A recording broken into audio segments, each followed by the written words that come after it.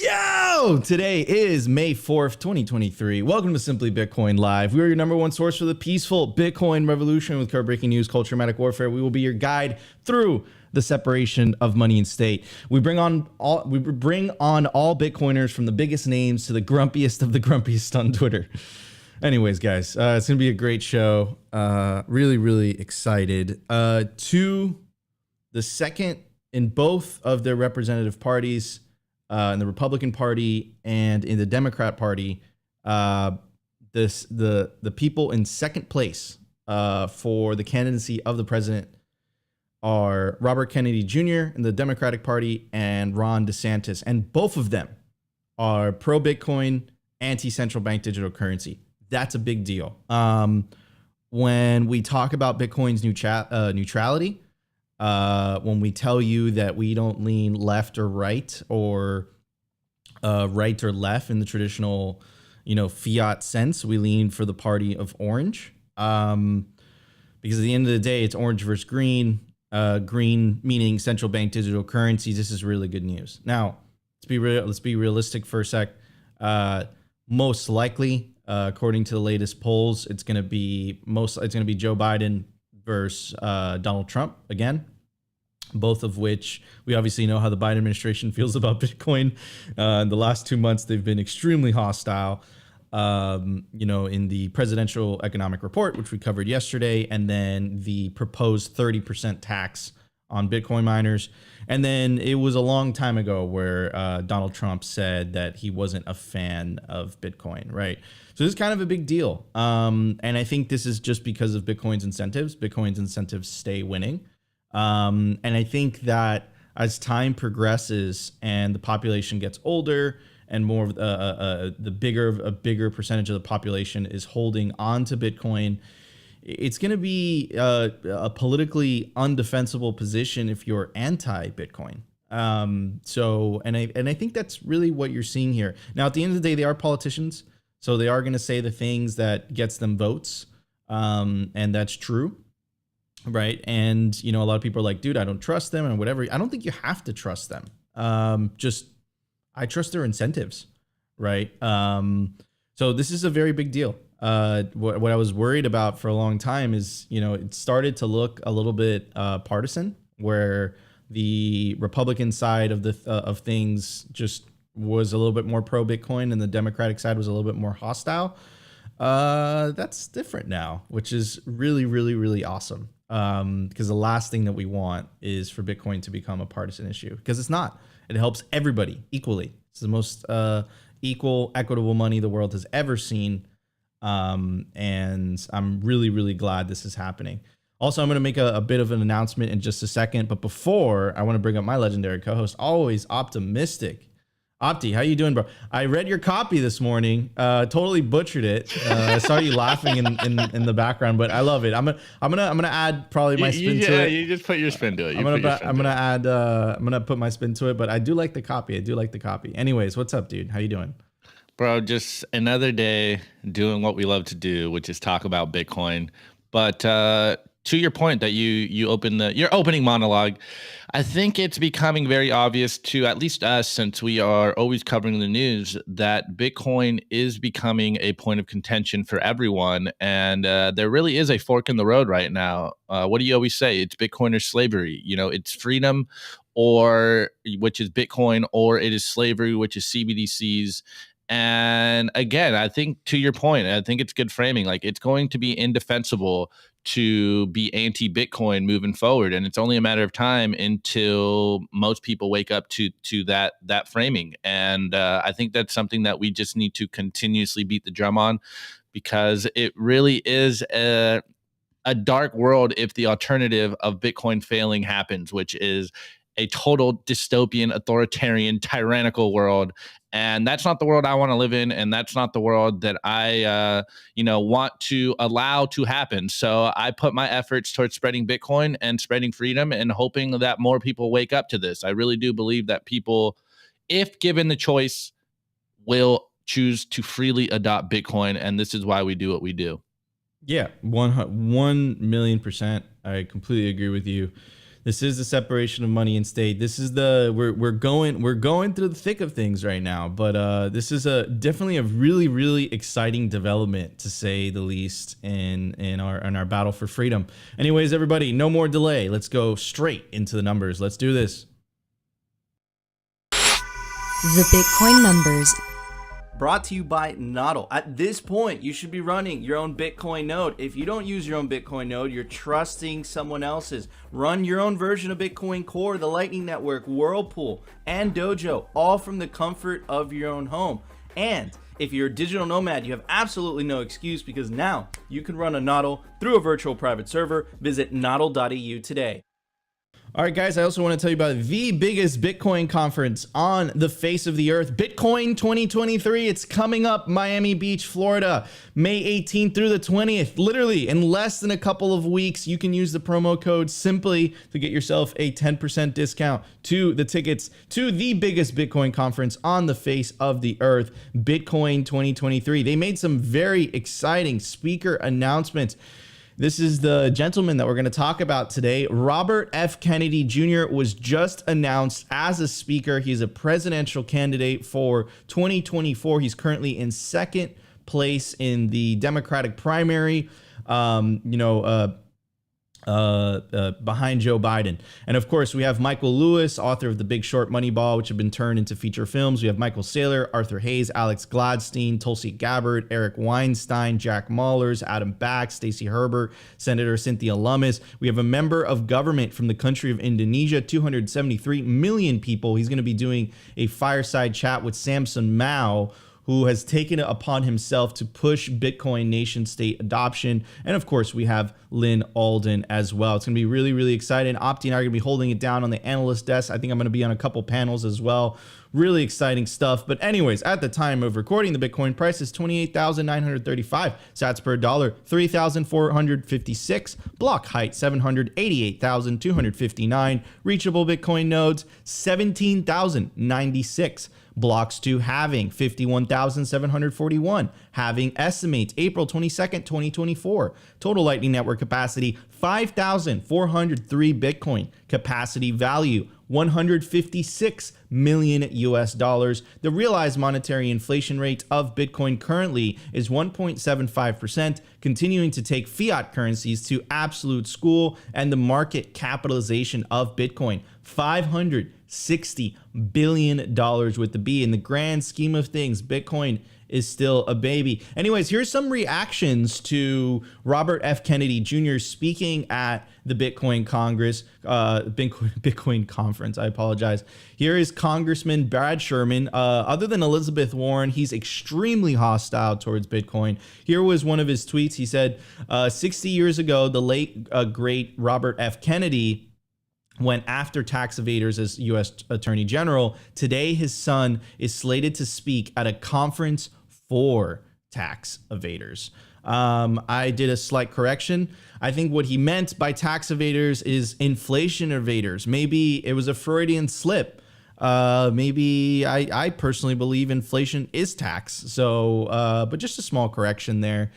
Anyways, moving on. Here is a tweet by Walker, who's part of the crypto couple. They do amazing stuff. Shout out to Carla as well. Some of the best memetics in the game. So it says, breaking, Congressman Brad Sherman calls his second biggest political donor a tax evader. Fidelity offers Bitcoin services and also invests in Bitcoin mining. Fidelity should pull any future funding for Sherman if he's going to accuse them of tax evasion. Amen. Fight fire with fire. Be on the offensive, not on the defensive. Anyways, here's Robert F. Kennedy Jr. and goes on to say, cryptocurrencies led by Bitcoin along with other crypto technologies are a major innovation engine. It is a mistake for the US government to hodl the industry and drive innovation elsewhere. Biden's proposed 30% tax on cryptocurrency mining is a bad idea. Use energy.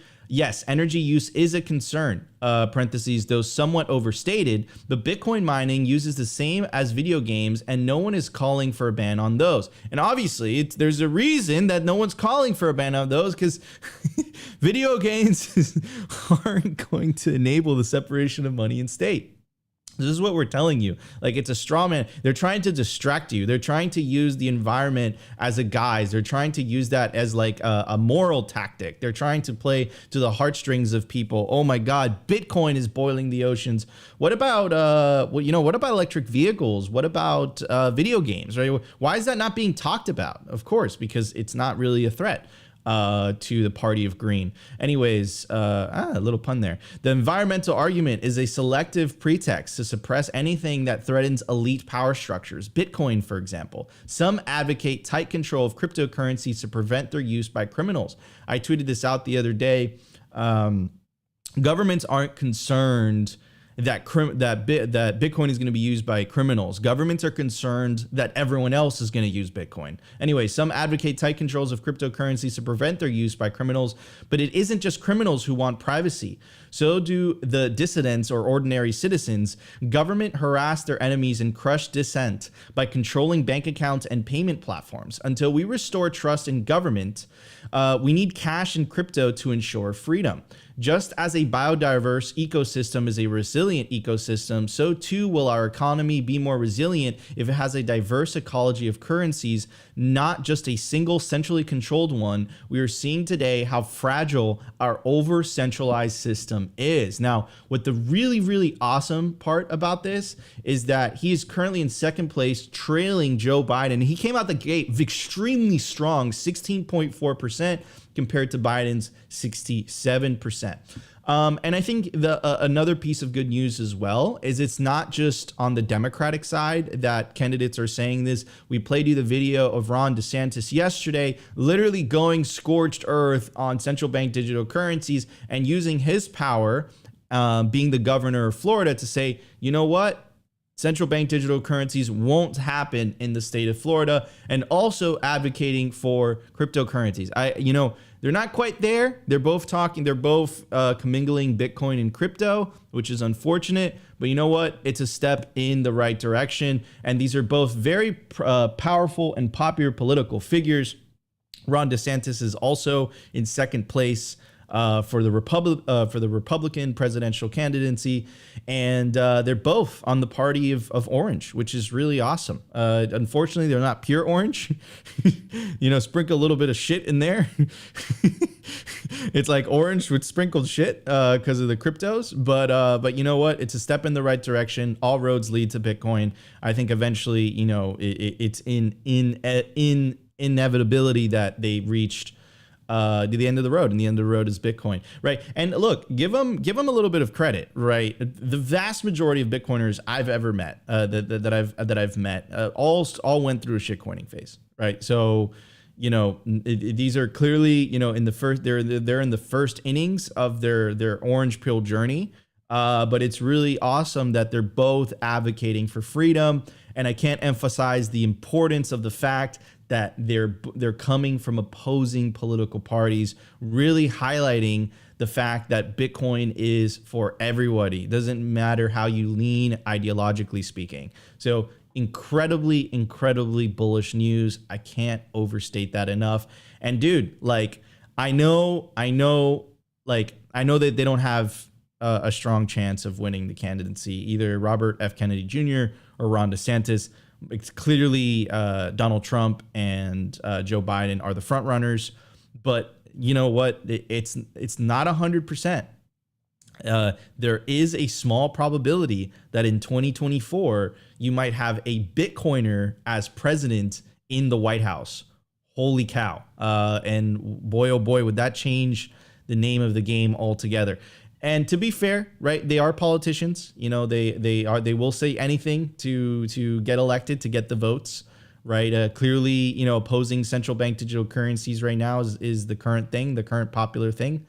But you know what? I would rather have politicians that are vocally pro Bitcoin than politicians that are vocally anti Bitcoin, which is the current case with the Biden administration. Anyways, Opti, what's your take on all this, brother?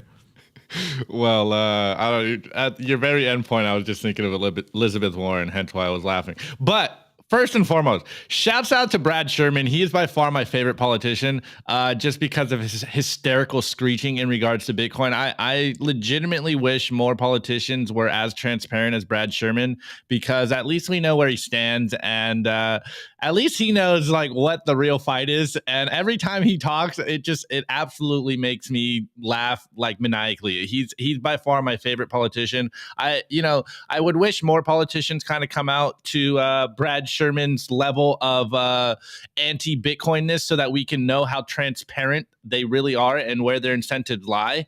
But anyways, hold on. Excuse me, guys. To the Robert Kennedy tweets, first and foremost, it's Bitcoin, not crypto. I think everyone is saying this on Twitter. It's something that we try to talk about here a lot, is separating Bitcoin from crypto as much as possible. And again, though, they're probably in the first innings. They're trying to be, I don't know, probably inclusive here and give some leeway to the possibilities of some shitcoin coming up on Bitcoin's heels. But we all know it's Bitcoin, not crypto.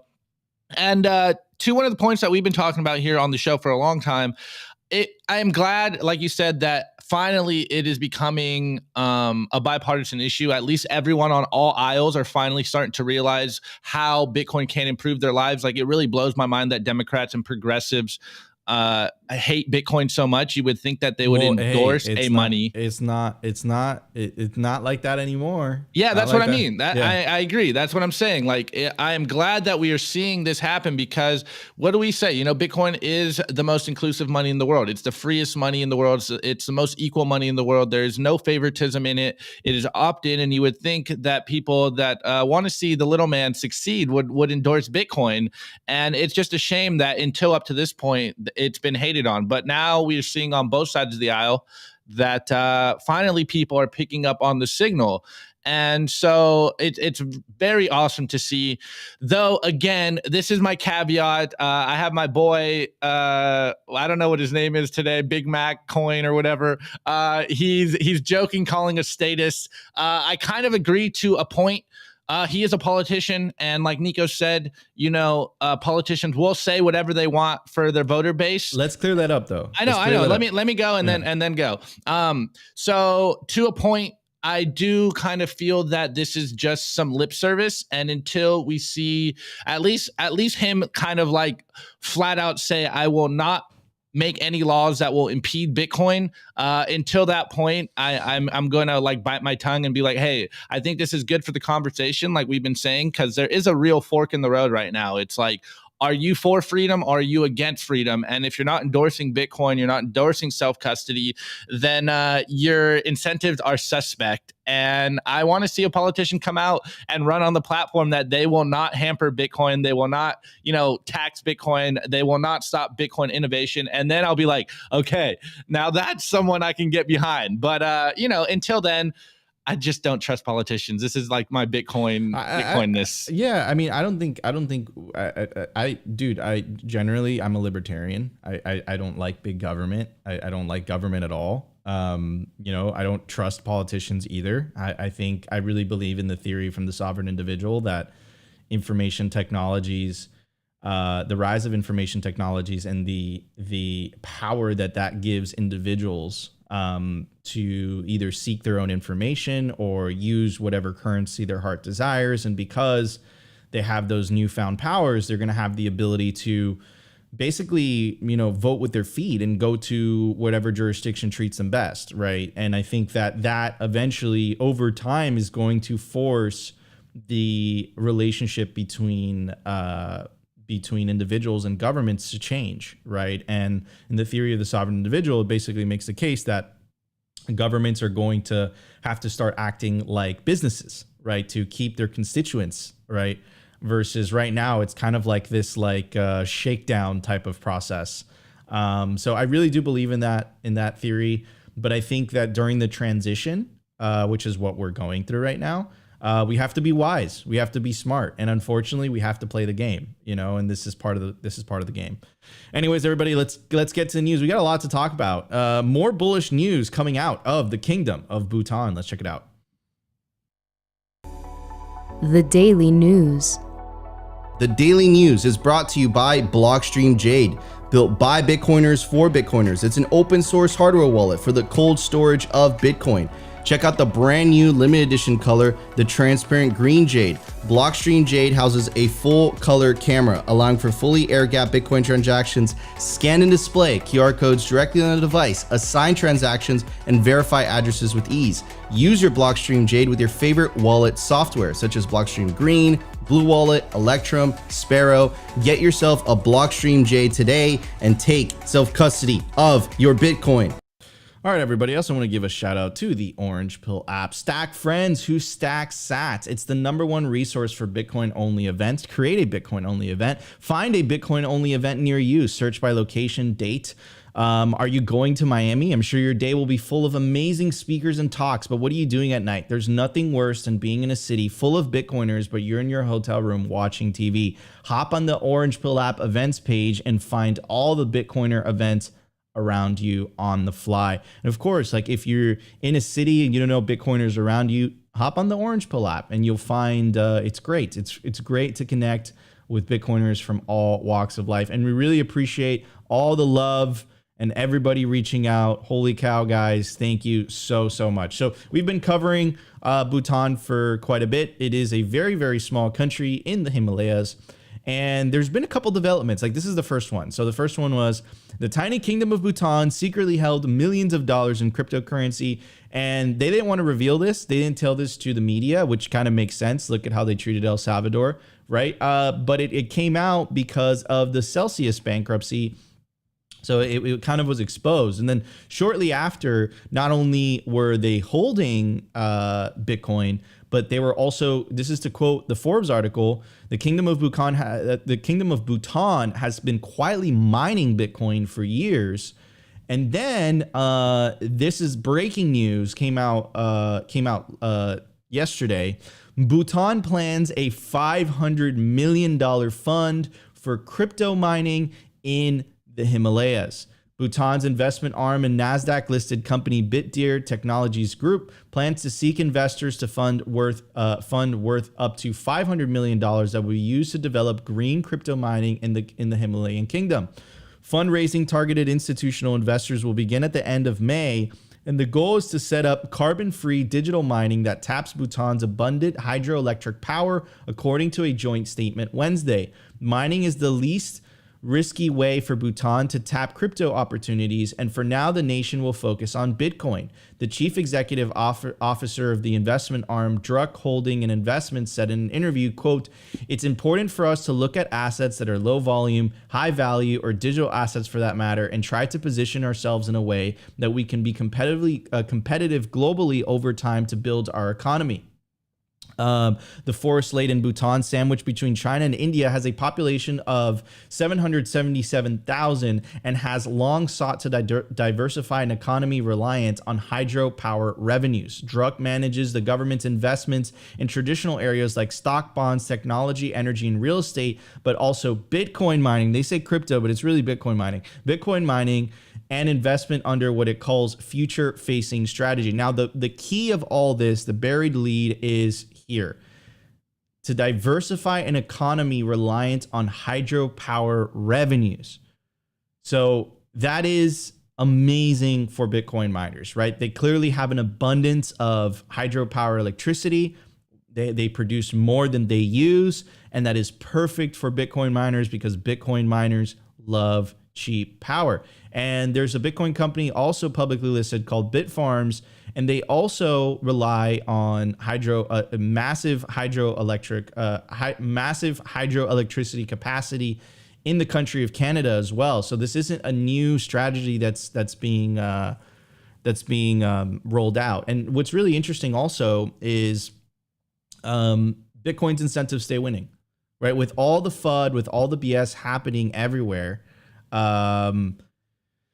with all the BS and stuff happening and all the narratives and all these things, Bitcoin's incentives are irresistible, right? If you're a country like Bhutan, right, massive amounts of hydroelectricity, you look at Bitcoin, you're like, oh wow, that's a really good idea. And I'm sure that there's a tremendous amount of countries that are in a very similar position. I'm very bullish on Africa, for example, right? And think about it, right? So electricity, if you transport it over long period, like over long distances, it loses every mile it loses a percentage, right? So you kind of have to use it on the spot, and it's also not very effective to store. Like the battery technology isn't really good, so you kind of have to use it like right then and there, right? And that's what a lot of people, and like, you know, misrepresentations by the Biden administration, like the environmental FUD, like that's what they never take into consideration. Like they say like Bitcoin uses more country than the country, like Bitcoin uses more electricity than the country of Denmark, but it doesn't ask like what electricity is it using, right? Like Bitcoin miners can't use expensive electricity. They'll be priced out. It's uneconomical. Like they can't like set up shop in like the middle of New York City and be like, okay, let's mine Bitcoin and we're going to make the prices higher for everybody else. Like they have to go to where the electricity is cheap. And if the electricity is cheap, it's obviously because there's an excess supply of it, right? So incredibly bullish. This is amazing. We're watching the peaceful Bitcoin revolution happen in front of our eyes in real time. Holy cow, on a political level here in the United States, on a global level. And I think it was yesterday's episode, Opti, where we covered the move by Jack Dorsey's company Block to diversify the production of ASICs, right? Because unfortunately, it's dominated right now by two Chinese companies. And I have nothing against China, but we do know that the CCP is hostile towards Bitcoin. Opti, what's your take on this? And then we move on to the culture, and we have a very special guest also as well. So we're really looking forward to that. What's your take on this, Opti? Yeah, well, first and foremost, you know, bullish on Bhutan. Shouts out to them. Shouts out to shouts out to any country, because it's who said it right here, McLovin. Anyone also wonder about what other nations might be secretly mining/buying Bitcoin? Yeah, we've been talking about that for a while now on the show, and now we have the proof, and we have what we've been saying for a minute, that, you know, that's the best part about Bitcoin. You don't have to tell everyone if you are mining Bitcoin, if you are saving in Bitcoin. That's one of the beauty of Bitcoin, is this is a feature, not a bug. And so I'm bullish on any nation that has cheap electricity, cheap energy, and is starting to get into the Bitcoin mining game. And I don't know if you guys have been watching the hash rate, but it's going absolutely parabolic. I didn't check it this morning, but the last time I checked, it was like above 400 exahashes. Like it's absolutely going crazy. So any nation right now that is getting into the Bitcoin mining game, that is stacking Bitcoin, in my opinion, is going to propel them into the bright orange future, and they will position themselves to become a leader in the future of the world. Because, hey, look, as I said in the first part, there's a fork in the road right now. You can try to fight Bitcoin, or you can endorse Bitcoin and prosper. And what's a big coin, Big Mac coin, Opti's Big Mac coin in the chat said it best. Like, Bitcoin is not a negotiation. Like, Bitcoin is happening. You can try to ban yourself from Bitcoin. You can hamper yourself. You can shoot yourself in the foot. But Bitcoin is happening in real time, and anyone that is adopting the Bitcoin standard is going to prosper. We are seeing this happen in real time. The fiat system is very shaky, to say the least. You know, we're seeing banks blow up in the first world, which you don't see happen. It looks like we might be going not only in a recession, but maybe another global depression. And we have people out here fighting Bitcoin. It absolutely blows my mind. There is only one escape, and it is Bitcoin. So shouts out to Bhutan. Shouts out to any country that is endorsing Bitcoin right now, because they're going to win. We are winning. They're going to win. And you actually said something really interesting about, you know, certain jurisdictions fighting Bitcoin. I was going to wait to bring up our guests during the culture segment, but might as well bring him up now because I want to get his take on it. Of course, we have Dennis Porter, the founder of the Satoshi Action Fund. You've been doing a tremendous amount of work fighting the enemies of Bitcoin mining. So what's your take on what's going on in Bhutan, man? Well, great to be back on the show. Glad to see the two of you. Thank you for bringing me up early. Glad I could get my technical stuff sorted out in time. But yeah, glad to be here and talking about my absolutely favorite topic, which is Bitcoin mining. Yeah, there's people who love it. There's people who hate it. There are jurisdictions who are trying to attract it, and there are jurisdictions who are trying to push it out. It's always based off of somewhat of a misunderstanding around the technology. In New York, they put a 2-year ban, a 2-year moratorium on Bitcoin mining. Obviously, it's a little bit more detailed than just a strict ban, but we'll call it a ban. And then also just, 2 days ago or yesterday, a county in North Carolina put a 1-year stop, a 1-year ban on Bitcoin mining there. And again, it's just either a misunderstanding of the technology, or in some ways, let's be honest, there are some bad actors out there that we as an industry need to be cleaning up, because in order for us to benefit from this technology, we can't be having these bad actors roaming around and causing problems. So if you're a bad actor out there, watch out. We want to make sure you become a good actor. We don't want to have these people just going around pissing off local jurisdictions, local neighborhoods, and causing problems for the space. But super pumped about Bhutan, and I think more and more countries are going to be mining Bitcoin. Let's talk about Russia a little bit. I mean, they're just cranking away, number 2 in the world now on the hash rate, and we can't let them become number 1, USA number 1 all the way on Bitcoin mining. Yeah, 100%. Right. And I think that's like a very tough pill to swallow for some politicians. Like, they don't realize that, and Opti, I love his quote, right? Which is like, you can't ban Bitcoin. You can only ban yourself from Bitcoin. Right. So, and I think for a lot of politicians, like, they think, okay, we're going to ban this thing, but it's like, you're just going to make the people that are paying the taxes, that are, employing these people in your town. And you have to be real. Like, the reality is that a lot of these Bitcoin miners, they go to very remote towns that normally wouldn't have these types of opportunities that Bitcoin miners are bringing to them. And, it's like you're basically killing the golden goose, or the Bitcoin goose, better said. Right. So, yeah, man, it's just interesting how this is playing out. It's interesting how the game theory is playing out. But guys, before we get to the culture, we're going to focus on the Satoshi Action Fund, what Dennis Porter is working on nowadays. I want to tell you about how you're going to make it over the finish line with your generational wealth. And of course, you have to store your generational wealth on steel. You have to store your Bitcoin wallet backup seed phrases. You have to do it on the BitPlates. It's a BitPlates domino. It's easy to use, hard to destroy, made from highly corrosion resistant 316 marine grade stainless steel, and it offers the ultimate protection against extremes of temperatures. You can use the promo code SIMPLY to get 10% off. It's designed to preserve backup wallet It's designed to preserve backup wallet, backup seed words, and passphrase. Get yourself a BitPlates domino today. Don't trust your generational wealth on paper. Anyways, everybody, let's get to the culture. We have a lot to talk about. Let's check it out. The Daily Culture. Brought to you by SwanBitcoin.com. Swan is the best way to build your Bitcoin stack with automated Bitcoin savings plans and instant purchases, serving clients of any size from $10 to $10 million. We love Swan because they incentivize self-custody and dollar cost averaging. What are you waiting for? Visit SwanBitcoin.com today. All right, guys, before we get to the culture, I want to tell you about Swan's new offer. Bitcoin is generational wealth, and you can secure your bright orange future with the Swan IRA. Real Bitcoin, no taxes. Swan offers both traditional and Roth options to best fit your needs. Create your IRA and start adding Bitcoin in less than 1 minute. Transfers and rollovers are available. Swan's Bitcoin experts will get you set up with no transfer fees and no minimum balance requirements. This is real Bitcoin, not ETF or other derivative. Get the real thing and get it at Swan. Go to swan.com/IRA for more details. Of course, if you have any questions, doubts, concerns, you could always reach me on Twitter DM. Anyways, Opti, what are we talking about today, brother? Yeah, man. All right. So, Dennis, man, Nico is the first one to tell me this, but Nico always talks about the importance of getting involved and making a favorable political environment for Bitcoin. And while we're seeing, the federal government's hostility towards Bitcoin, we're seeing on a state level, it's a different story. So what is the political fight looking like currently? And what are you working on over there at the Satoshi Action Fund?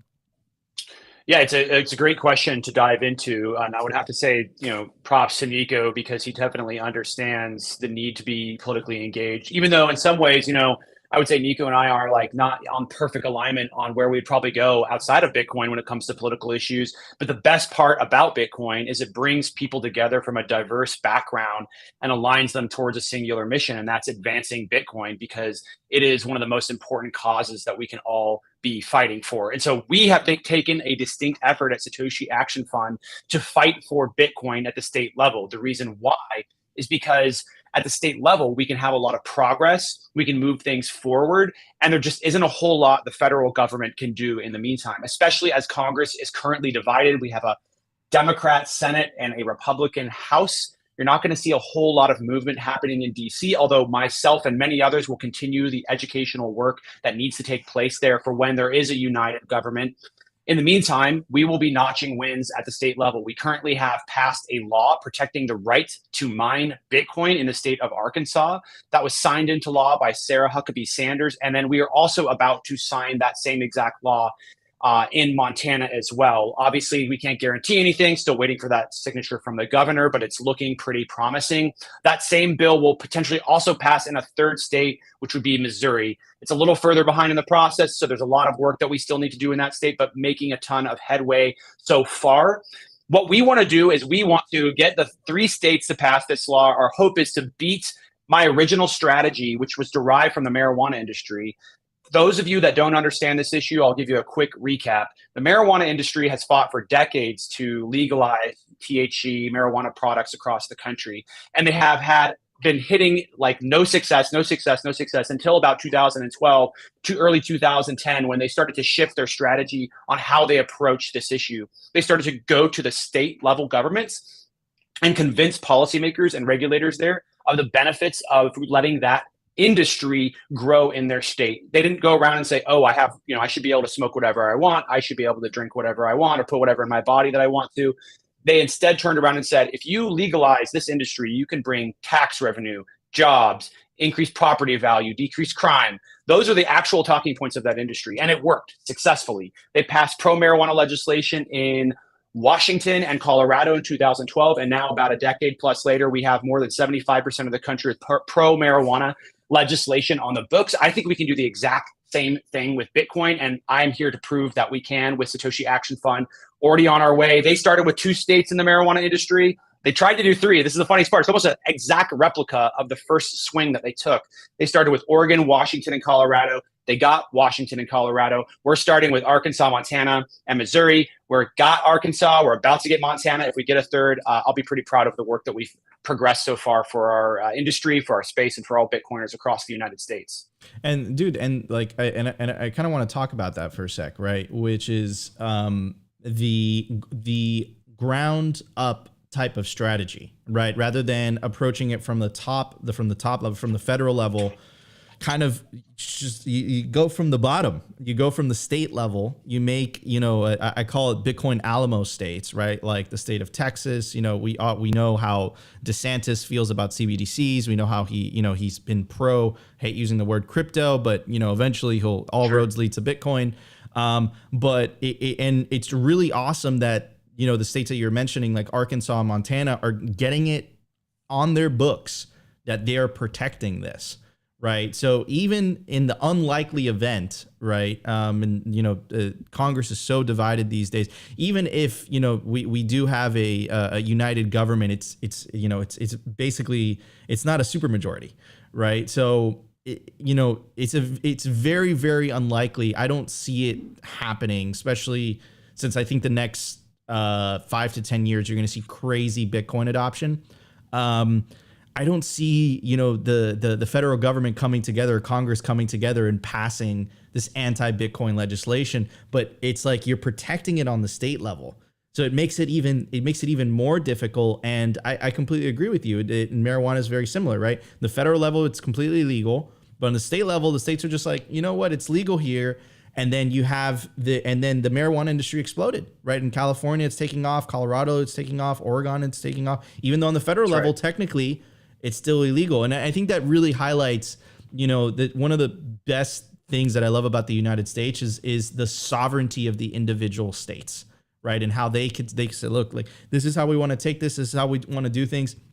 And another state that I want to mention as well is Wyoming. Wyoming passed a very, very strong law protecting private keys. I don't know if you're familiar with that, Dennis, but it was very, very powerful, that law, and it made me very, very happy when I saw that. Yeah, extremely familiar with that law. In fact, that's one that we want to push across the United States as well. for our organization, we are a Bitcoin mining focused entity and organization, but there are a lot of areas, policy areas that are pretty parallel to the work that we're doing. So we are very interested in protecting private keys. We are also interested broadly in any sort of anti-seizure type of laws. So that's a policy that we definitely agree on. And then as far as your comments on starting at the grassroots, starting as low as we can, I think we are very fortunate that we live in the United States, where states do have some level of sovereignty. In fact, I would love to see the states have even more sovereignty as we move forward. The federal government is too powerful, and I think it's one of the main reasons. I know it's one of the main reasons why our country is so divided, because as we fight over the federal government, we sort of like are willing to go all in order to get this power. Not only is the government just very bureaucratically controlling over the daily lives of Americans, they have the unlimited money printer, and they can do whatever they want with that unlimited money printer. I mean, that is the most powerful sort of like superpower that you could possibly have in the modern history. Like, there's never been a more powerful money printer in recorded history that I know of, aside from the US dollar. So controlling the US dollar and how it gets printed is so valuable that Republicans and Democrats are practically willing to go to war with each other in order to acquire that power, that control. And that's why it's very dangerous when you start talking about things like CBDCs, because they not only extend the power of what you can do with money, they make it possible to turn money into something of like a political football, right? Used to be you just control how the money's printed and where it goes. Now you can control how, where, and when people spend their money. You can turn on someone's money when they want to buy something, and you can turn it off. And that might be, let's say both sides of the aisle. You could take this on both sides. Some people on the left don't understand why I'm so anti-CBDC. I'm like, well, wait till a president gets into power, a Republican that you don't like, you think is an enemy of yours because you're on the left and you care about abortion rights. Well, what's like say they turn off abortion, the ability to buy an abortion just like that, or abortion pills. So it's really a tricky issue that I think we have to be careful with. And on the right, it's the same thing. Do you want to be able to buy a gun? Turn that off, Democrat and power. It's a very, very slippery slope that we go down when we start to give the ability for the federal government to control where and when and how you spend your hard-earned money. And I think we need to be doing everything possible to preempt CBDCs. And that's why I was happy to see you showed the tweet. I was happy to see North Carolina came in and they were banning CBDCs at the state level. I saw similar types of legislation in Florida. This isn't our core mission as an organization, but I think it's something that's important to us, and it's important to a lot of people who care a lot about freedom. Yeah, 100%. 100%. Opti, what's your take on all this, brother? Love it. Well, I actually have some more questions for Dennis. What is like the general perspective that you are getting from the politicians that you continuously talk to in regards to Bitcoin? So it varies greatly. Sometimes we meet policymakers very, very interested in talking about the issue. I would say in general, the Overton window is shifted towards interest, caring about the issue. There's not a whole lot of people who are openly opposed to it. I mean, you do have your Elizabeth Warrens, you do have your Brad Shermans, who I think they will go to the end of their days in Congress. They will retire from those offices still opposed to Bitcoin because they're so dug in on the issue. But generally speaking, people are very receptive to it. They're very open to it. And I think it has something to do with just the amount of time that Bitcoin's been around. So Bitcoin has been around for almost 14 years now. And that's starting to make people realize this isn't going to go away anytime soon.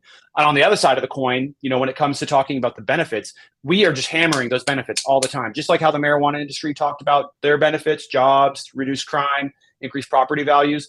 We are spreading the message of how Bitcoin mining can be good for creating jobs, local investment, grid stability, environmental cleanup, and the ability to enhance green and carbon-free energy projects. And there's not a legislator on the planet who doesn't like those things. Every single person we talk to likes those things. And so we're making a lot of progress with that message. And people are coming together on it. And they, as you can see, are passing legislation to try to protect and bring this industry to their borders.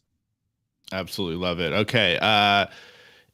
I am guessing that we have politicians, or at least people adjacent to politicians, listening to this show today. What would be your 1 to 2 minute elevator pitch for Bitcoin and why they should endorse Bitcoin?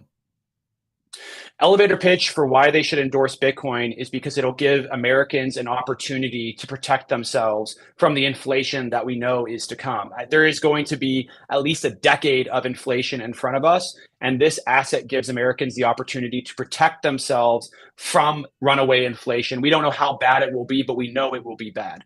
On the other side of the coin, we also have a burgeoning industry, a nascent tech infrastructure called Bitcoin mining. Bitcoin mining can help balance grids. It can enhance renewables. It can solve a lot of the energy efficiency problems that we see today in the world, not only on the grid, but also in the oil and gas world as well. We can start to mitigate methane emissions, reduce emissions for the states, reduce emissions for the entire country by using this technology to mitigate methane and convert it and combust it and turn it into Bitcoin, which is something of value. So I think it's a very, very powerful technology. I think it's something that states should be doing everything possible to compete for. And I think that they will be. I think they're going to continue to do that. And any policymaker who wants to get in the game and make sure their state doesn't get left behind should get in contact with me or Satoshi Action Fund to make sure that they're passing pro Bitcoin mining and pro Bitcoin policy today. Beautiful, beautiful. And then also, I want to talk about this as well, Dennis, which is this. We touched upon this very early on, but I suspect, especially with the current administration, right? Specifically with the presidential economic report that they release on a yearly basis, they dedicated 20 entire pages to basically making the case as to why central bank digital currencies are necessary, why you need a state for money. The case for central banking. So you could tell like they are very hostile towards the industry. And I had Caitlin Long on Simply Bitcoin IRL. I think it was like a month. Caitlin's amazing. Caitlin is awesome. A month or two ago. And it was like about a month ago. And she basically said, she said that the reason the orders to deny her federal banking charter for Custodia Bank came direct from the top, right? So we know this current administration, we know how they feel about Bitcoin. It's not a theory anymore. They just came out and said, hey, we want to tax Bitcoin miners 30%. So they're really hell bent on at least stopping this moving or slowing it down. But I think that what they don't realize, and I think that there's been a lot of politicians that are aware of this, is that you're just going to risk the industry leaving. You're going to risk the industry going overseas, right? They'll just move. The same thing happened in China, right? It was like, no, there's no way that, all these miners are going to leave China. When the CCP banned Bitcoin mining within its borders, the hash rate fell by like 50, 60%. It recovered in 8 months and now it's making an all-time high. And all those miners just went to where they were treated best. So it's like, when are politicians going to realize this? Like, it's like you're only hurting yourself in your local jurisdiction. You're not you're not achieving what it is you seek to achieve, which is to make this thing disappear altogether. It's not going away, whether they like it or not. Yeah, that's absolutely right. Well, that's why I fight so hard to make sure that policymakers are educated on the issue so that they work hard to attract the industry, because I want us as the United States not only to benefit, I want us to lead on this technology like we have led on other technologies in the past. And so it's important that our policymakers and regulators know the value of this technology. And I'm glad you brought up Caitlin Long, because I think it's really important also that we make sure that within the banking sector, that we make proper advancements for the space. I know a lot of us live in a world where we traditionally want to see banks kind of lower their importance, so to speak, for the space. We want to see it become easier and easier to use Bitcoin and less relevant to use banks. But unfortunately, we still kind of live in this transitionary period where I think the majority of people, especially businesses, if you got a Bitcoin business, I mean, you need a bank. Like, you cannot operate without a bank at this point. You can't operate on Bitcoin. There's just not enough people who accept Bitcoin as a form of money within the business world to be able to operate properly. So her getting her Fed Master account was really critical so that her state chartered bank, Custodia, could link up to other banks within the financial system. I'm looking hard into this issue. Hopefully that we can find a way to move forward on it. I think it's really important that we do enable the United States to allow crypto banking. I say crypto banking, but it's obviously very much so, I believe, in Bitcoin as the base layer and the thing that's going to obviously take up 99.9% of the market share as we move forward. But I'm glad you brought it up because it's something that I think could possibly be done at the state level. We're looking into potential avenues for how that could take place. And it's one of those things, though, that for us at Satoshi Action, we also launched our Satoshi Action Education, which is our research arm. So if anyone is interested in helping us to be able to find resources to go tackle this issue and be able to solve the problem that we have with the banking crisis in the United States, or choke point 2.0 is kind of what they would call it, we are actively looking for ways to research and solve that at the state level. Tying it into the marijuana industry analogy here again, the marijuana industry has the same exact problem. They are not allowed to be banked federally because of the fact that possessing, distributing, growing marijuana is still a federal crime. And so they're blocked out of federal banking. So we are looking into how they've solved this problem to be able to solve the problem that we have today as well.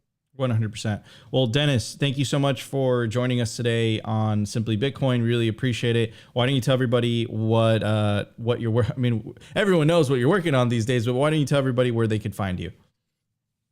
Absolutely. And thank you again for having me on the show. Look forward to coming back again in the future. It is, if you want to follow me on Twitter, you can go to @Dennis_Porter_. And if you want to go to our website, you can go to SatoshiAction.io. We are looking for monthly supporters. So if you like the work we're doing, go there and you can donate Bitcoin or you can donate fiat. All right, man. Well, really, really appreciate you joining us, like I said, and keep up the good fight, man. All right, guys, no more delay. Let's get to the meme review. Let's do it. The Daily Meme Review.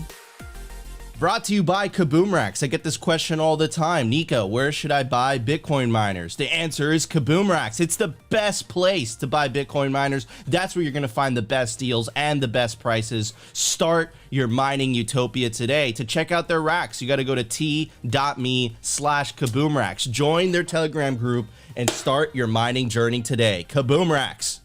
Kaboom Racks. All right, Oppie, what do you have for us today, brother? I don't know, but the Kaboom Racks cracks me up every day. Kaboom Racks. All right, guys, you already know. This is the meme review. This is your favorite portion of the show where you send us memes and we cover them live, where you watch me butcher your memes and try to explain these pictures.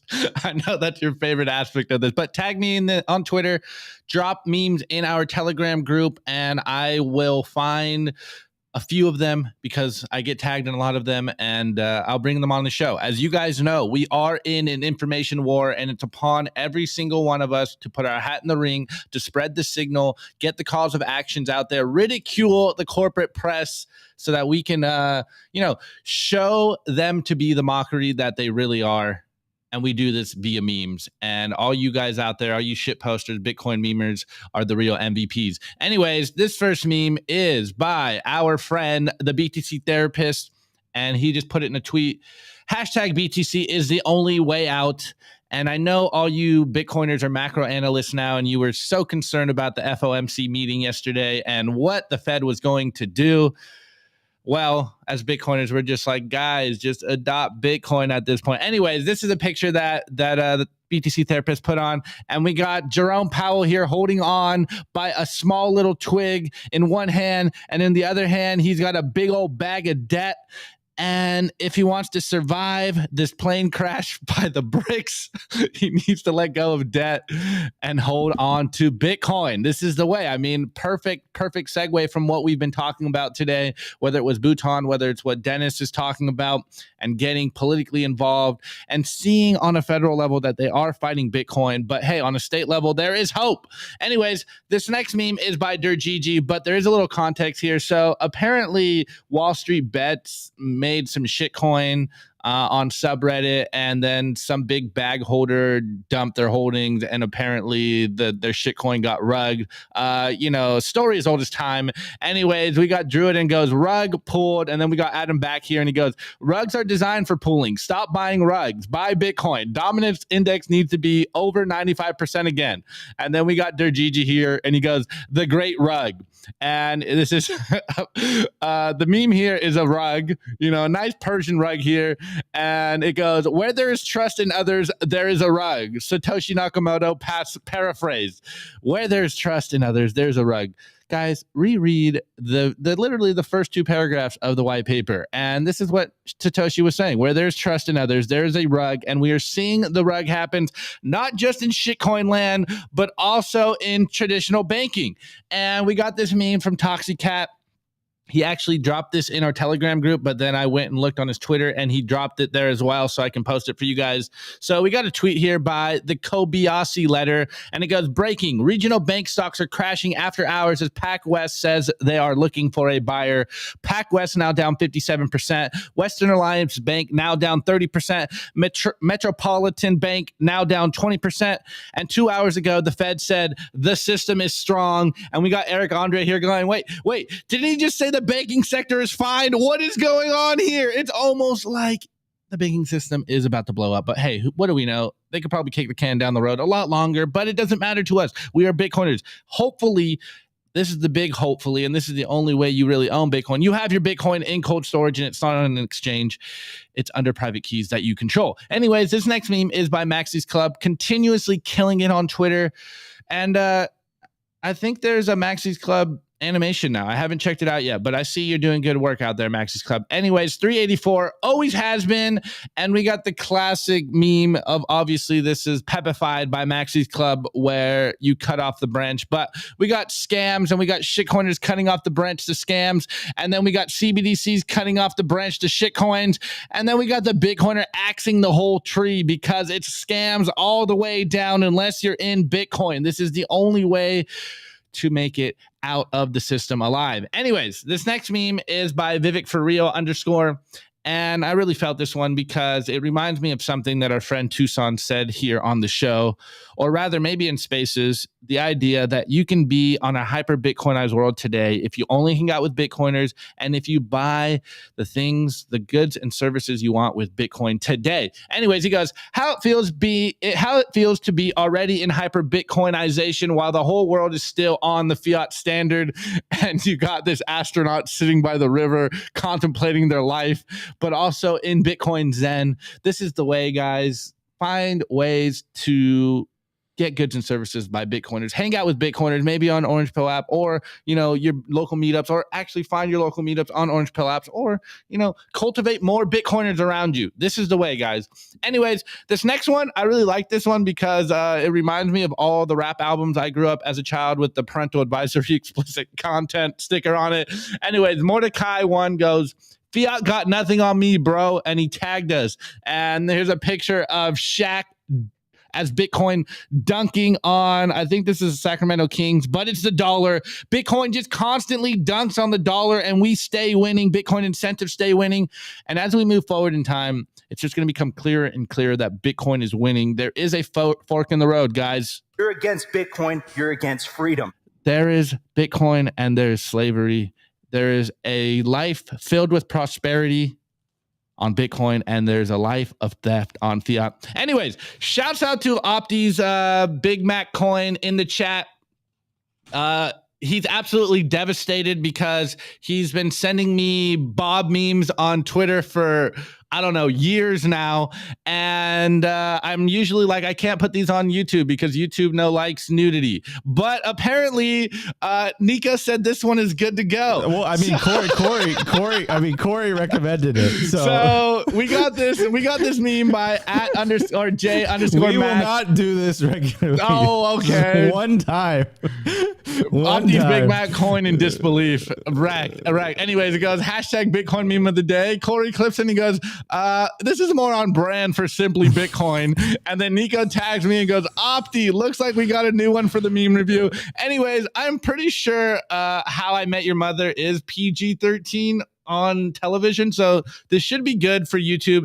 Anyways, apparently this meme is by @TheFatBitcoin, and we got, what's this guy's name again? I forget what this guy's name is. I don't know, whatever. The main guy, the Chad guy in the show that is a complete degen. Anyways, he's sitting there and it goes, me, and there's a waitress that just shitcoins and her boobs are all in his face. Mm-hmm. And he's looking at the girl he likes over here and it's Bitcoin. And he looks away from the Bobs, which is me, simply looking on Bitcoin. Avoid the shitcoins. It is Bitcoin, not crypto. This is the way, boys and girls. Do not, what's that from the Matrix? Do not get distracted by the lady in the red dress. It is a shit coin. Bitcoin only. Speaking of the Matrix, I'm going to give it a Matrix score. Wait. Drop your meme review in the chat. Score it in the chat so we can cover it. If you watch the Matrix, you will understand this reference. You are a battery. Opt out of the fiat matrix. Yeah. All right, Opti. Okay. My meme review score is a single coffee bean. Okay. Very It fell on the floor, so now it's nice. my score. But there's a single coffee bean. You know me, I get jacked up on coffee every single day. This is the way. All right, guys, before we get to the scores, I want to give a very special shout out to our merch sponsor, Opti. And I wear the merch every single day. I'm wearing the camo grenade hoodie. Opti's wearing the Simply Bitcoin dad hat, which, by the way, it seems sold like out. Sold out again. Wow. But there is fitted hats, I believe, still. Okay, I'd have to go check. There's some in stock. You guys have to get it while supplies last. Check out all their other merch that they drop regularly. You got to go to representltd.com and you could use promo code simply-bitcoin. Get yourself a nice discount. Anyways, Opti, let's get to some of the scores. Hold on, as they come in, proof of work. Very innocent memes, Nico. Okay, let's see. First score, Nico. There you go. The P-Man Van, one ColoVision Burger Time cassette. Okay, I like that. Yeah, I don't know what that means, but I let's like go. that. Andy, I give it 2 bobs up. Perfect. Very nice. It's basic biology, the expiration date on Neo's passport. Ooh. Oh yeah, what was that again? I have to check that out. It's a good date. I forget what the date is, but it's a good date. I have to check that out. All right, next one. The Roman Stack Sats meme score. Were you paying attention or were you looking at cheap money? Ooh, that's a good one. All right, next one. Buzzer. Oh wait. One more. All right, Randmore, a stand-up reaction. Eek? If you know, you know. Dude, wow. Do you even internet, bro? Apparently not. Anyways, everybody, also check out Simply Bitcoin's Telegram group. It's absolutely free. Shout out to Darth Coin. He absolutely holds it down. You got to go to www.t.me/simplybitcointv. Join the party. We're almost at 1,000 people in there. It's a party. It's a good old time. And also, if you want to help support the show, subscribe to our Substack. Go to simplybitcoin.news. We're dropping the written version of this show, hot fire, on a regular basis. Everything we do is free, but if you do want to support the show, we really, really appreciate it. Anyways, guys, thank you so much for tuning into another episode of Simply Bitcoin Live. If you enjoyed the show, you know what to do. Smash that like button. Consider subscribing if you feel like we provided you value. But the number one thing you could do to help push the peaceful Bitcoin revolution forward is share this content. In fact, share all Bitcoin content. Don't share shitcoin content because it's counterproductive.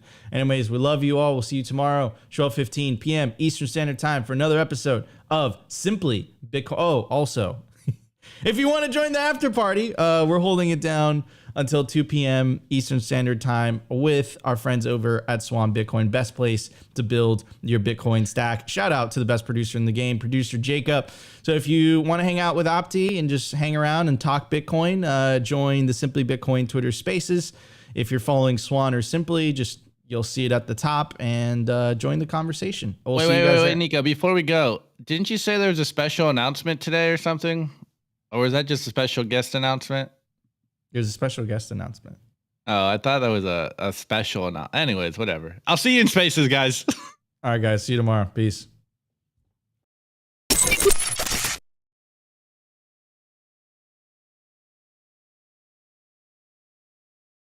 Oh.